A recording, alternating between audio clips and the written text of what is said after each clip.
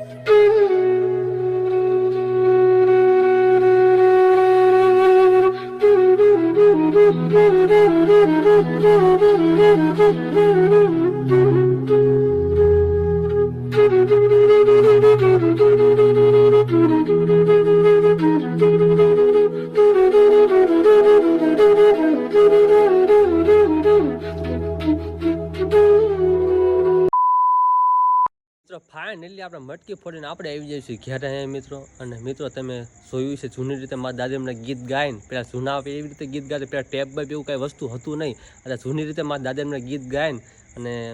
રાસ લેતા જ પહેલાં એવી રીતે.